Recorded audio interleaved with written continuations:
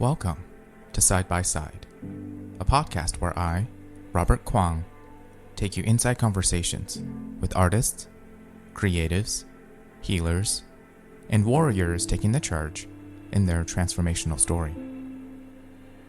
Today's guest is Kim Chestney, the author of The Illumination Code, Radical Intuition, and The Psychic Workshop. As the founder of IntuitionLab and the Create Festival, her work raises awareness and the importance of insight in the evolution of individual and world consciousness. Working for nearly 20 years in the tech sector, Kim has led initiatives with some of the top thought leaders, technology companies, and universities around the world. In this conversation, we look at the suppressed narratives and scientific theory around intuition, the mind-bending implications of quantum mechanics, and some practical ways to engage with these concepts in everyday life. You can find more side-by-side conversations at sidebysidepodcast.podbean.com. And if you'd like to connect with me about my services, please visit www.robertquanhome.com. All right. Hi, Kim. It's so nice to see you on Side by Side Podcast. And also congratulations on your latest book, The Illumination Code. I believe it was recently launched. Yeah. Yeah. Thanks so much, Robert. I'm excited to be here and talk about all this fun stuff with you. Yeah. I love deep diving into texts like this because there's a lot of directions we can go into. There's a lot of room that we can explore here. So yeah, to get started, you talk about at the start of your book, your personal journey with exploring intuition and opening up to your world of understanding and possibility. So I would love to kind of have you share with listeners a little bit of the story that you told in the very beginning when you got a reading, and later it actually came true, and how that impacted you personally. Yeah, it's really such a cool story. And I thought it would be a great way to start off this book because not only did this story sort of launch me on a lifelong pursuit of understanding how impossible things like premonitions and prophecies and things like that are actually possible, but it really launched my own spiritual awakening. So it was really key in the writing of this book. So it's a great story. I lived in England and I decided to go have my palms read by a gypsy palm reader one night. And we were with a bunch of friends. We had a great time. And I had this super fun reading, and she started telling me stuff about actual dates in the future when things were going to happen. And she said that in 1994, see, this was a very long time ago, in 1994, I was going to be in a foreign courtroom and I was going to be doing something important. But I'm like, okay, she gave me a date. This is just either going to come true or it's not going to come true, right? And sure enough, in 1994, I ended up on a federal jury duty case where I was sequestered, right? So that was really exciting. And then while I'm doing all this, the friends that I had gone to this gypsy with 30 years ago, I hadn't heard from them. I left England and there wasn't Facebook back then, and we totally lost touch. Lo and behold, as I'm finishing this story, literally typing at my computer, finishing the story, I look down and one of those friends happened to reach out to me for the first time in 30 years on social media. Wow. So it really was this great sort of full circle thing, proving some of the stuff that we talk about in the book, that we remain entangled with people even when we're not with them in time and in place, and that all of the universe is connected and meaningful, and these powerful synchronicities happen in our life, and they're really a natural part of existence that we are starting to understand a little bit more now. Absolutely. And I've gotten readings and things like that, and I've practiced being a reader as well. So I love the joy and the fun that can come from it in many ways. It's not as spooky as people make it out to be. Right. So when you realized that the world was interconnected and that we had access to the fabric of all that is in some ways, for you, what became possible that previously maybe just seemed impossible or just wouldn't be something that you thought about? So like an example of mine would be, as I did intuitive work, I started being able to improvise music and compose. It's not that humans can't do that. It's that I just didn't think that that was me or that I had that skill based on my previous experience. So I'm curious if things like that happen for you as well. Well, yeah, I think a lot of things can happen once we start to activate and empower our intuition. So the thing when you start to get into your intuitive mindset and open up to it and start relying on it more and feeding that sort of flow, I do something in Intuition Lab, my school, called an intuition attunement, where we all have sort of pathways of intuition that we've, for one reason or another, mostly shut down. Like, our intuition speaks to us in a lot of ways. It speaks to us through our bodies, through our inner guidance system, through our callings, and our the way we're moved with our heart and our inspiration and the flow, like you were talking about, and really our deep connection with life in the universe. The thing is, when we start to open up these pathways, different things can happen. And particularly in your case, if you open up this sort of creative pathway, the pathway of the heart, that's a great way to get out of writer's block or creative block, for one thing, if you are a creative person and you're stuck. But even if you aren't naturally a creative person, getting into your intuition can open that up and allow you to do more intuitive, creative work than you thought you could do, because this channel is suddenly open and inspiring you and guiding you and moving you from this beautiful inner place. So there's a lot of different things can happen. For me personally, like, it really expanded my consciousness. I was actually able to perceive things and perceive dimensions of reality that I couldn't perceive before. Mm-hmm. Mm-hmm. You hear people like who see ghosts or orbs and things like that. These are really examples of how the dimensional shifts happen, and we can actually see things that are there. Typically, we can't see this stuff because our minds, our bodies are just built with these five senses, and we actually perceive a very, very small portion of reality. The Mm-hmm. physical world that we're in and that we see and operate in every day is sort of like this sort of bubble, or this little beautiful simulation within this greater universe that our intuition can actually access. So we start to expand that bubble, right, and expand it to more dimensional things. We can see more of what's around us invisibly all the time. So that's one of the cool things that can happen when you have an intuitive awakening. Yeah, absolutely. I guess I was sort of exploring how intuition fed my clairaudience, Mhm. as one of the clairs. Maybe my personal story was trying to maybe reprogram the way I learned music and how Mhm. to be a musician, where music comes from. And I had no idea how deep it went when I tried to, pull at one thread. Suddenly everything became an Yes. open question. Yes, I love that. Yeah, as you know how that can happen. You have this line in the book. Actually, you use this word quite a bit. You say intuition is a quantum phenomenon, which is something that probably people in pop culture have heard that word more and more frequently. Why is that an important insight for you to explore? Yeah, I think it's like a really big deal that we understand intuition that way. Intuition's really been marginalized traditionally for centuries, and really told that it was something woo woo or didn't really exist, or it was something just for women. And it's really one of the most important things that we have as human beings. It's what differentiates us from computers, just machines, right? We have this magical power of intuition, and we understand that it is in fact a quantum phenomenon. It is, when you talk about quantum, right, we're talking about the microcosmic world. So 200 years ago, 500 years ago, we're living in the Newtonian world where we think everything operates under our laws of physics. Here, up is up, down is down, cause and effect. Seeing is believing. And then the quantum revolution came, and over the last 100 years really showed us that, sure, that works right here in this little pocket of reality that we're living in, but the greater universe operates on totally different laws of physics, completely different laws of physics.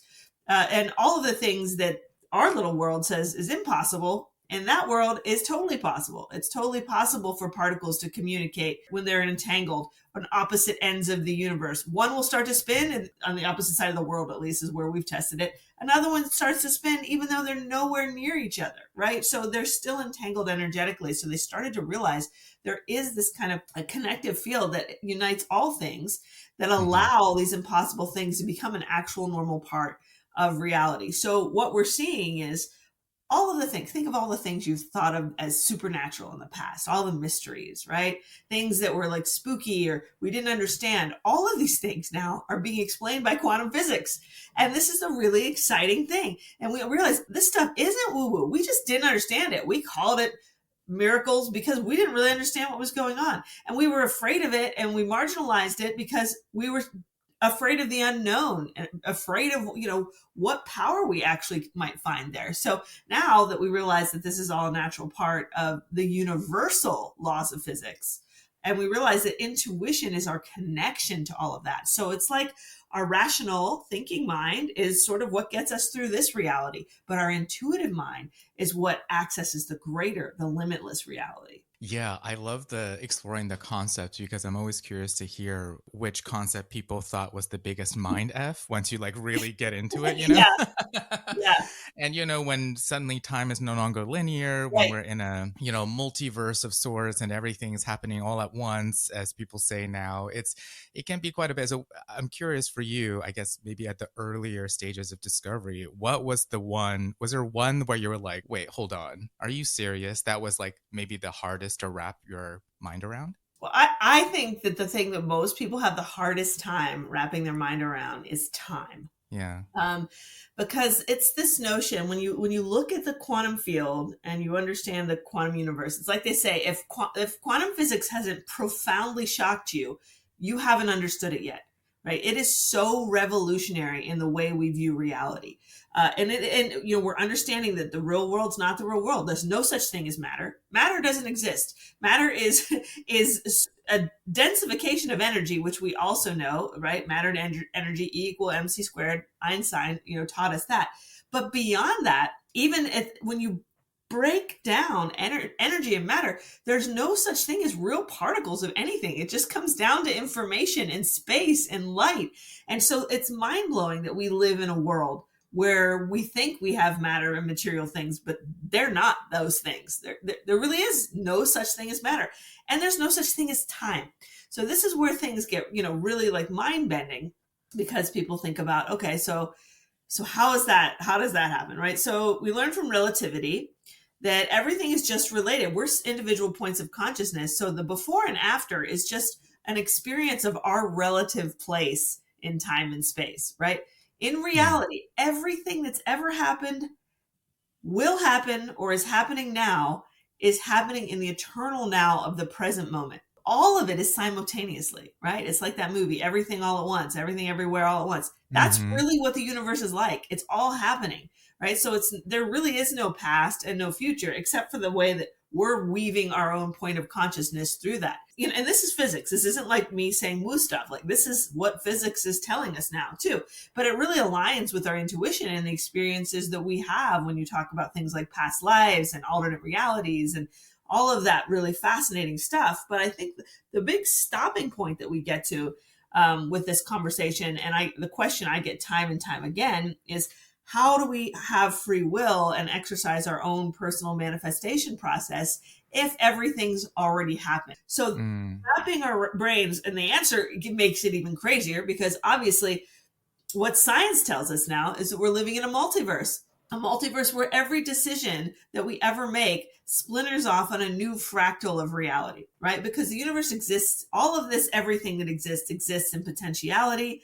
And then it takes our consciousness to come in and collapse that wave, that potentiality into existence, manifest it. So our consciousness sort of goes through our life manifesting on our own chosen path from all of these potentialities. But theoretically, there are a billion other potentialities in each of our lives that can interact in a billion ways. So it's really mind bending to wrap our minds around what this multiverse actually could look like. So yeah, so it's exciting stuff. And it's really cool to explore with our intuition and kind of push ourselves to really think about what this universe is really made of. Yeah, that's interesting you bring up time because I was going to ask, generally speaking, where are people's biggest gaps and stops as far as really integrating these ideas into their everyday life? And I can imagine time being one of them.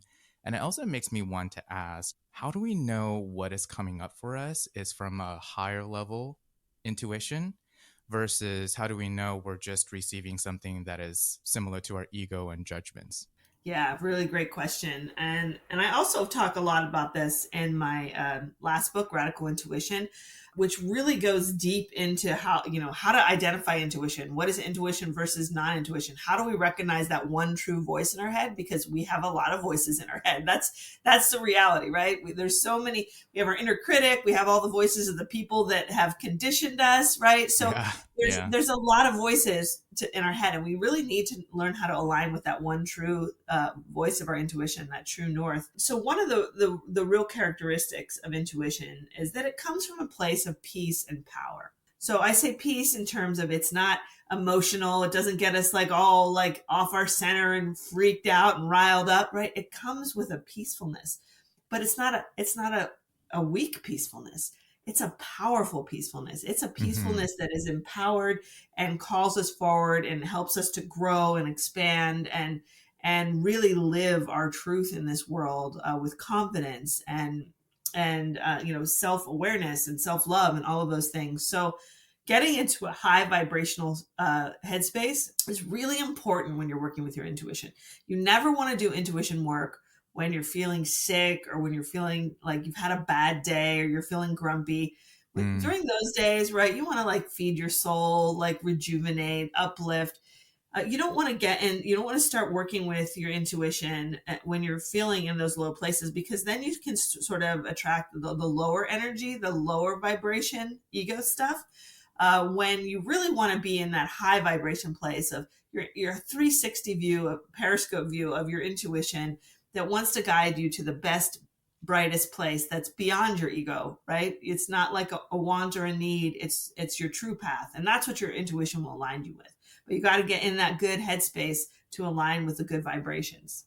Yeah, it does make me think of like treating intuitive practice as a really deliberate practice, meaning it doesn't look like just somebody stuck in rumination all day long. It is a deliberate practice with deliberate disciplines, and you apply it intentionally, right? Which is, I think, is super important to get some structure and support around it, or like join a group, for example, a lab, for those reasons. And I'm glad you brought that up, because groups are a great way to validate our intuition and work with other people, because it can be, very isolating, this journey for a lot of people, because it can be hard to find people who really get intuition and believe in it, right? So it can be a solitary path. So I really encourage people to work with other people and share things with trusted friends. When we do our workshops, so we do all these exercises, we work with insight cards, we do all these different intuition strengthening practices, but the ultimate goal is to get it so that it just becomes second nature. So you just start living naturally and insightfully, and you start to be able to make decisions with your sort of inner guidance and your inner like heart center just naturally, and recognizing it in everything you do. I like to think I use my intuition 24/7. It's part of everything I do. But, there's times where you really need to tune in and get clarity, right? Sometimes you need to go that extra mile and do a meditation, do some card work, do one of your rituals to really get the guidance or reassurance that you need. Because sometimes we're not sure, like, I think I'm doing the right thing, but could really use a little pat on the back from the universe to let me know I'm making the right choice. So it can be good to pull a card or look for little signs and synchronicities that can sort of be those signposts that we need. Yeah, I love looking for synchronicities and signs. It's become quite fun. It keeps my inner child curious, even in this adult, at times mad world, right? And in your book, you ask readers to practice looking for insights that show up out of nowhere. Can you describe a time when that happened for you? Oh yeah, all the time. And that's the thing. So you can recognize an intuition because it just pops into your head with no apparent source. That's one of the real key defining factors of intuitive insight, is you don't think it up, right? So if you're sitting around just trying to solve a problem, just forget it. You're not using your intuition. You just, turn that over to your thinking mind. That's what's happening. But if you're, going for a walk and all of a sudden an idea pops in your head, I should take this new class. I should try this, right? So when it comes out of nowhere, it's really coming from somewhere. It's coming from the quantum field within you, right? So it's coming from your inner wisdom. So it's a really good key. It's a good metric. If something pops into your head out of the blue, those ideas that come into you are very, very, like 90% your intuition. So it's really important for us to start paying attention to those and honoring them instead of just blowing them off, which is what, we've sort of been taught to do. It's like, oh, that was just a passing thought, whatever, that doesn't mean anything, but it probably does mean something, So I really think that the more we start to listen to that voice, and a great story with that just happened last week when we did our book launch party. So my friend who showed up in my life from England that I told you about after 30 years. So we brought him into the book launch party. So I was like, here, I have a witness. He's going to tell you like what made him reach out to me after 30 years. And he was just like, yeah, I just started thinking about you. And I don't know why, just like two entangled particles on the other sides of the planet. We were literally that. I started thinking about him. He started thinking about me. I actually looked him up on social media that summer, but I couldn't find him anywhere. And then he actually found me. All of this happening at the same time. Well, after our book launch party, I didn't hear from him a couple of days. And I was like, an email out to him. And I was worried. And he actually wrote back and he said, Kim, he's like, and he wasn't someone who was really into intuition, by the way. So this was like, he's a professor. He's a, very like PhD kind of person, right? So of course he likes intuitive things, but like this was a little bit new to him. He wasn't like super woo-woo. He said, Kim, I listened to what you said at the book launch party, and I was out, it was Sunday and I was working, and I just had this thought I should check in on my mom. And I didn't really want to because I had to drive like 45 minutes because I guess they weren't picking up the phone. But he went and he checked on her, and it turns out she collapsed and she was really sick and she had pneumonia and I had to take her to the hospital. And he just wrote me this long letter and said, I'm so glad that I listened to that, because, that could have saved her life. Right. So it's something little like that. It's just that little moment. It can be something really sacred and something really powerful. And he could have chosen to ignore that and kept doing his work, but he didn't. Yeah. So it's a great story. No, there are so many times where, where you're like, oh, should I pick up that phone or should I reach out to this person? And then we don't choose to do that. And there have been a couple instances where I was like, you know what? Sometimes that hesitation is me resisting my own intuition. I just double back on the question over and over again until it's kind of out of my energetic field. And you're sort of like, well, what was all that for? What was the fear or the resistance about really? So yeah, I think sometimes following your curiosity, within reason, it can be extremely magical and also just help you expand in your personal life or your business and whatnot. Definitely. So I have this quote that I pulled out and that you cite. It's from Ervin Laszlo. I hope I'm pronouncing that name right. Yeah. So this is the quote. We know that interactions between things in the physical world are mediated by energy. Energy can take many forms: kinetic, thermal, gravitational, electric, magnetic, nuclear, actual, or potential. But in all its forms, energy conveys an effect from one thing to another, from one place and one time to another place and another time. So I love talking about energy, but, as a musician, I could even say working with sound waves and vibrational frequencies is quite normal. So how do vibrations and waveforms and things like that show up in the work that you're passionate about?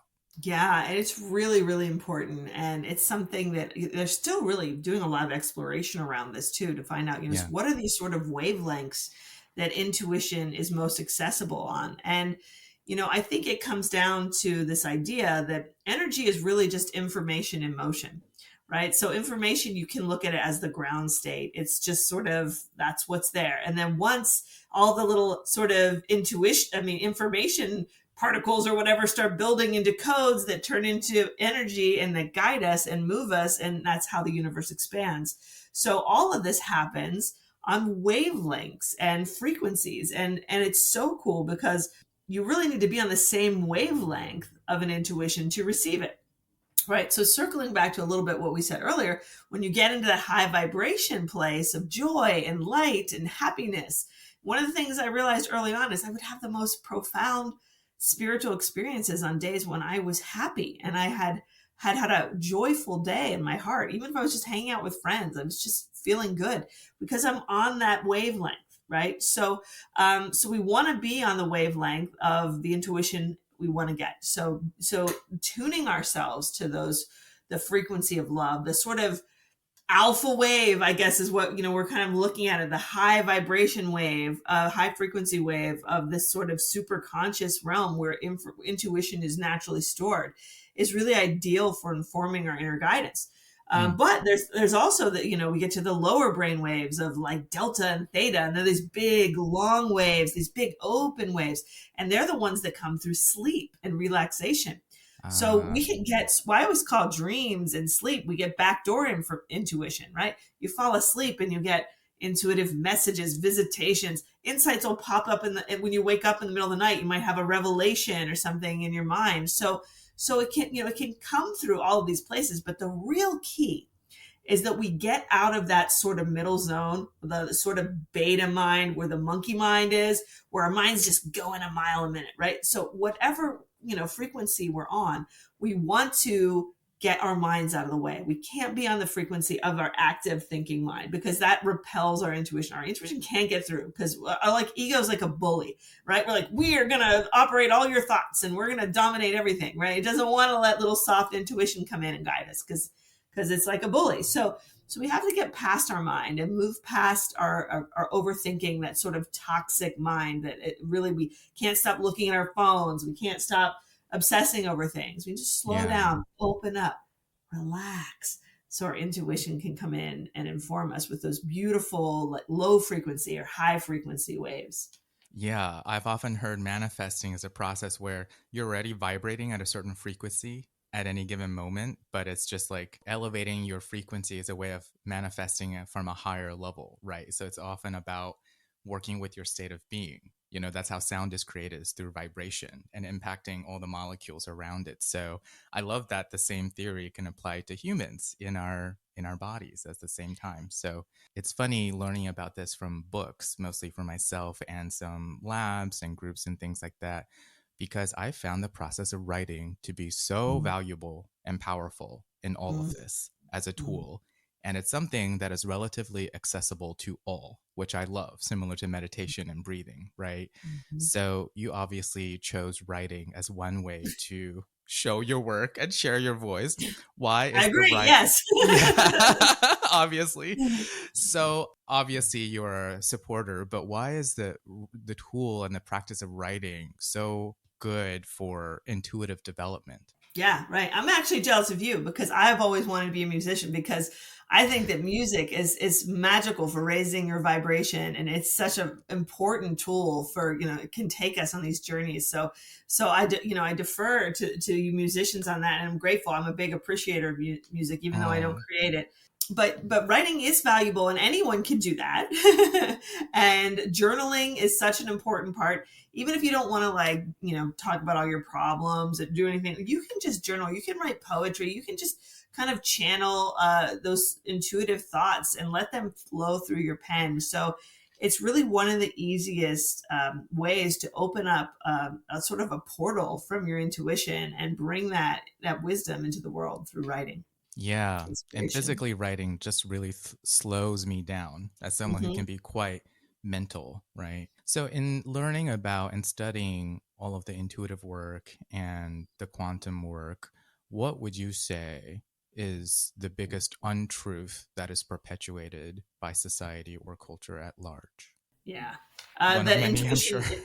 Yeah, I'm just like, don't get me started. Yeah. Yeah, intuition is scary or dangerous. That's something that I really am trying to raise awareness of in everything I do. As someone who, like, I have gone into every avenue of intuition you could imagine. And one of the things that I take away from it is this misconception.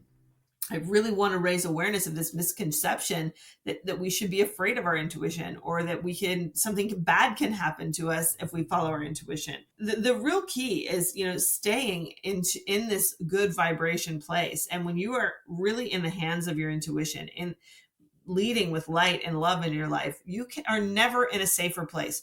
Your intuition is synonymous with truth. Intuition is never going to lead you astray. It can never be wrong. We're wrong. We got it wrong. We didn't know what our intuition was. We confused it because we have these little tiny brains that really don't understand everything, right? But our Mm, intuition is that sacred guide. It's our connection to the universe and God and life, whatever word you use for that. So it is the most sacred of things and the most beautiful of things. So it's, sort of become my life mission to help raise awareness of this sacred nature of intuition, that it's not something that's scary or you're going to get possessed by demons and things like that. I'm not saying those things don't exist, but they're not, that's not, it doesn't have to do with intuition. That's something else, right? And intuition has got conflated with all of these other things that are mysteries. And so people are really afraid to trust themselves and trust that inner voice. And it's that fear that's holding so many of us back from real self actualization and unity and coming together as people and really rising above all of this chaos that we're living in today. I would almost say exploring one's intuition can help reduce the kind of going into conspiracy theory mindset, fear mongering mindset in some ways, because if you follow your intuition, you're going to be asked to challenge yourself to find the answers for these things. It's going to ask you to look in places that maybe you were uncomfortable looking at. I found that to be actually more grounding potentially, because you can kind of empower yourself through your intuition. You don't necessarily have to be codependent on everybody else or the rest of the Absolutely. universe, right? It's a really healthy dynamic. I would say has made me more accountable to myself, whereas some people think you're just gonna, I don't know, just unravel in some way. But if anything, I found that I know my values and my principles and ethics way more now in being open and receptive to intuition. Absolutely. When you follow your intuition, it's about following yourself, your true self, not following the world, not following your ego, right? It's about following your true, eternal, whole, abiding self that knows everything. That's the part of you that knows everything that's going on there and knows about the truths of the universe, that knows so much more than our limited three-dimensional minds that we're Yeah. operating with. So when we get into that place of alignment with that, we become more independent, we become more self-sufficient, self-actualized. But in that process, we don't isolate. That's the beautiful thing about it. Even though we tune into ourselves, we actually become more one with all things. So it's this beautiful paradox. The more we connect with ourself, our true self, the more we actually connect with life and each other. I love that. That's beautiful. Yeah. Yeah. Yeah. It makes me think about intuition in kids in some ways, when Yes. often we're the most in our natural state. We're not so much worried about the way people are judging us and perceiving us. And it's often before we get heavily conditioned by adults in our lives, right? So, do you think like doing intuition practice can be something, for example, parents do with their children? I absolutely think parents should encourage their children to be intuitive. That's Yeah. part of our problem in Western society, is that we beat intuition out of our kids. They go to school. We barely even teach the arts anymore. You know, we're lucky to Yeah. get like music and art, which is like it's our foothold for intuition or the arts. But children have invisible friends. They have playmates. They play. They have the imagination. Imagination is the gateway to intuition, right? So all of this stuff is connected, sort of with that left brain mindset that our intuition operates through. So really encouraging children to lean into their imagination and their creativity and their intuitive experiences instead of shutting those down or diminishing them. Or if your child says, oh, I have an invisible friend, not telling them they're crazy, like, oh, there's no such thing. Maybe talk to them about it, right? Get Hmm. more information, try to understand it. There's something going on there. Children aren't just mindless blobs. They are intelligent, right? They are just Hmm. small people who haven't figured out how to fully express themselves and work in this reality. But they're still highly intelligent. They're not going to just make stuff up out of nowhere. There's usually a reason why kids say things like this. So I really think it's important for our society to start embracing intuition at a younger age and really starting to foster it as a natural part of life. Yeah, like you say, like arts and humanities is constantly getting pummeled and Yep. disenfranchised. And right along there is like language of communication. Such an Yes. important practice Yes. for magic, manifesting, whatever you want to call it. And it is constantly just kind of being disregarded or like, all of that. So I'm all for we are so in alignment with that. Um, so doing intuitive work, as we've mentioned, you say, it's good to be in a good space yourself. So maybe if you're having an off day, sometimes it's more important to prioritize your body rather than some Yes. heavy duty intuitive work. So Yes. that makes me think about what is commonly known as like ascension symptoms. How can people kind of, I guess, monitor or take care of themselves as they're diving into, at times, maybe very emotional space or very just new space, and just make sure to take care of themselves a little bit. Yeah, I think that's an important conversation, because that's also one of the misconceptions about our awakening, is that it's just going to be this beautiful process of light where we're going to float up into the Oh clouds and have boy. peace and happiness, right? Yeah. That's not how it works. No. Right?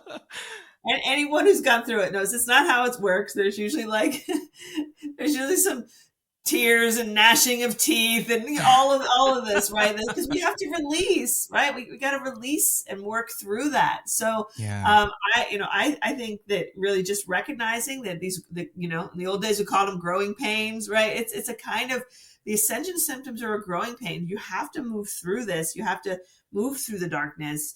You have to release the heaviness, and a lot of the emotional stuff, the trauma, the wounds that we've been carrying with us. And, Yeah. that's what keeps us on that, stuck in those lower vibrations, the resentments, the unforgiveness, the hurts, the confusion, right? And when we're stuck in that state of mind, it can prevent us from really fully awakening into our full intuitive power. So yeah, so it's going to be messy in the beginning.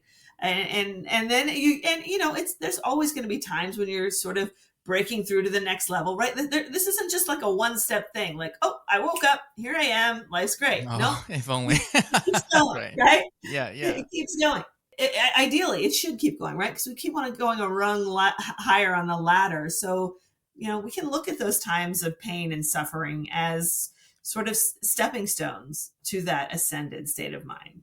I mean, it does make me think about, I am very grateful for my connection to music. I had one recording session where I was feeling deeply, deeply upset, like the ones where you're Mhm. like sobbing and stuff. And I Mhm. happened to be on my computer. I had it set up in a way where it's convenient enough for me to just hit record. And it was some kind of a recording that I don't think I can ever replicate again. I'm glad I had the solitude. I was in a safe space. I had privacy. I could just let myself feel Mhm. my emotions. And I also kind of knew that that's not like a regular everyday music recording practice. That is not the way that I would like to conduct that. Mhm. However, when I make space for that, I'm very much grateful for it, as much as those moments can be very intense. So, again, doing intuitive practice made me think about like ways I could manage myself, like in terms of Mhm. energy, but also allowing moments like that to happen, which may bring some interesting surprises. You never know. Yes.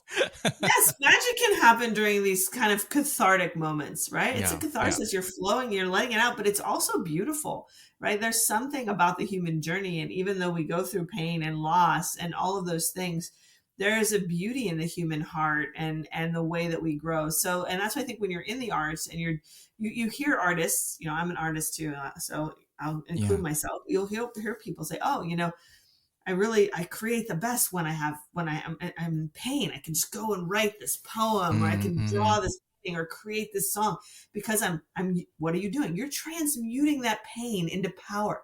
You're Mm-hmm. taking that pain and turning it into something beautiful. So that's why art can be so therapeutic. And the intuitive aspect is really transmuting all of that heaviness and turning it into something that actually helps us to raise our vibration and ascend instead of holding us back. Yeah. Sometimes I needed that kind of like not very intellectual way of um, understanding what's real and honest for me in that moment. And I just happen to Yeah. have this little space with music, which I'm very grateful for. But writing very much can be that way. When you hear some people just like, I don't know, I was struggling. And then one day it just all came out, a whole chapter and whatnot. And, I've definitely heard that as well. So, yeah. So, in thinking about getting more support and accountability and also just like connection and fun in all of this, you mentioned you run a lab and some offerings. Would you like to share a little bit more about ways that people can engage one on one or maybe in a more group setting? Yeah, one of my favorite things in the world to do is teach intuition and hold intuition group workshops. Some people are a little shy; they don't want to work in groups because they're afraid that they don't have good enough intuition or that they won't get things right. But let me tell you that if you want to really jumpstart your intuition and take it to the next level, working with a group is the best way to do it. You'll make the best friends. You will find kindred spirits on the journey, and really people that you can be honest with and open with as you experiment with your intuition and learn how it speaks to you and learn to trust it, right? Because if you're if you're in a group setting or with someone and you're afraid to share your intuition, well, what does that say? It says you're not trusting it yet. So my goal is to teach everyone to trust their intuition 24/7, to recognize it and be sure of it. And when it comes to not be like, I'm afraid to say something or follow it, I want to trust it. So my job, the way I look at it, is to help people to learn to trust their intuition so they can use it in everything they do. It makes everything better. It doesn't matter if it's relationships, your job, your art, your spiritual practice. Intuition makes it all better. So really getting into that state of trust with intuition is my goal for people. So at Intuition Lab, we offer year-round classes and workshops to play with your intuition. I call it a lab because we explore and we have different workshops to really, we do stuff with remote viewings and past life and like really cool inner frontier explorations as well. That makes me think about something that actually, again, doing this type of work really made me explore, which is once you realize we're all connected, the energy is often very fluid between us, that things like remote viewing is possible.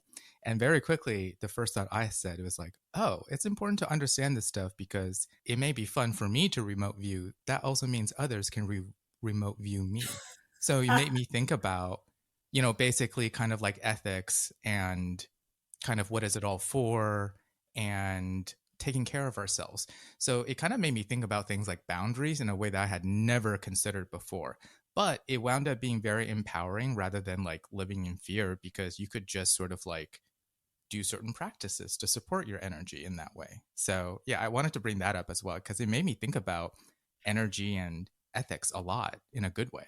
Well, why do you think it's been suppressed by authorities for so long? Because people are afraid of it. And that was the big issue with the psychic spy programs that went on in the 80s and 90s with, I think, the Soviet Union and, U.S. Project Stargate, where the government spent over $20 million for 20 years with remote viewing, psychic spying, and really got some great results. So the big question then, when you look at it that way, can we imagine a world without secrets?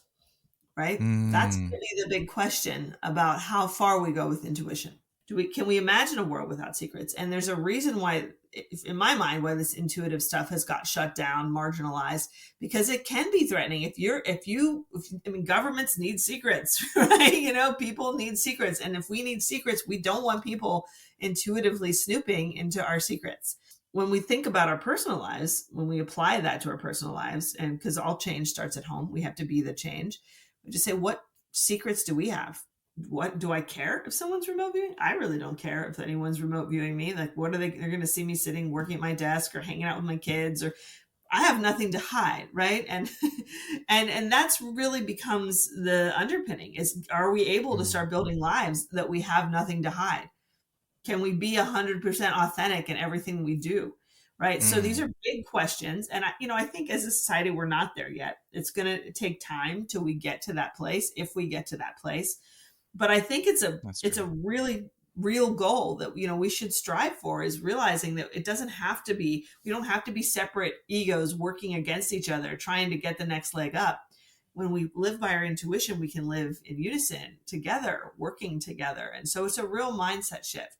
And obviously, in terms of ethics, like, we don't want to go using our intuition to snoop around in people's private lives. But at the end of the day, everything we do is recorded in the Akashic field anyway. There really is no such thing as privacy. It's like the government.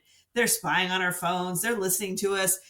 Do we care? What do we have to hide? Right? The question is going to be, we have to be able to be authentic and not really honor this sort of sense of secrecy that we've been given as human beings, because we're able to lie and we're able to withhold information from each other. So it's a big discussion. It's probably deeper than all this we could get into here today. But I do think, aiming for that sort of authenticity in our own lives is a good first step. Then we can attract that and help others to create it too, like one person at a time. Yeah, it's interesting you bring up the idea of what if there's a world with no secrets, which would be a world where everyone's sort of interconnected the way that you've been talking about. I do think this is a longer discussion for sure. So that's on me to bring it up at the end, but just open this can of worms. But yeah, it's a big can of worms. It really is. But that's the long term, right? So I feel like we don't need to worry about that so much now because we're not there yet. We're still here trying to figure out how to use our intuition in its first steps. Someday when we get there, naturally we can deal with those things. But right now, we're just using them in our own lives and start making that change and doing the best that we can to be authentic and whole and unified in our actions and thoughts. Well, you have sort of touched on this here and there in our conversation today, which thank you for being willing to deep dive in, Yeah. at times maybe subjects that's kind of difficult to just like get started in. But I'm curious about what you think, especially right now in 2024, what the biggest cost or consequence of people refusing or not tuning into their intuition.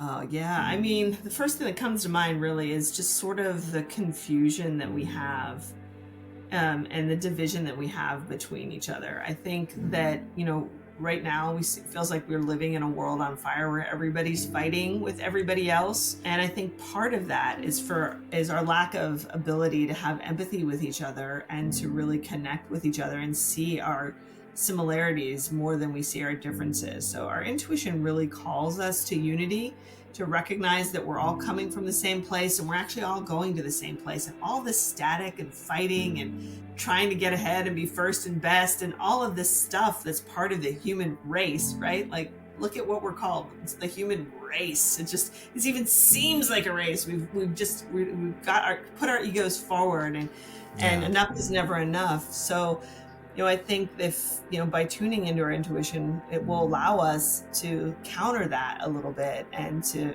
bring some peace and to bring some unity and some good vibes. You make me think about the idea that I've said, which is like life is not a process of elimination. You don't ascend or, by kind of becoming the only one who's there. Right. Right. So, there's enough room for everyone, right? Yeah. There's room for everyone. And we live in a world of limited resources. So we have this mindset of, well, I got to get my share, or I've got to get more than someone else. And it just really creates a distraction to our true spiritual journey, which is quite the opposite of that. Well, thank you so much for your time today. And thank you. Yeah, I hope we get to do this again sometime and deep dive a little bit more about intuition. And I'm really curious about some of your offerings. So for people who are interested in that, real quickly, where can they find you and connect with you? Yeah, you can visit my website, kimchestney.com. And there I actually have a free Intuition Awakening guide that you can download. I have a free Intuition and Affinity test you can download to find out what is your intuitive type. And I also have my insight cards. I have my online deck is there, and you can practice with those for free too. So lots of free intuitive resources there. You can also check out my classes and workshops at intuition-lab.com, and all are welcome. You don't have no experience necessary. Just bring yourself. Well, thank you. And I hope many people get to join this space and start practicing in this kind of new way of being with their intellect and their intelligence. So thank you for your time today, Kim. Yeah, thank you for a great conversation. It's been a lot of fun. Thanks, Robert.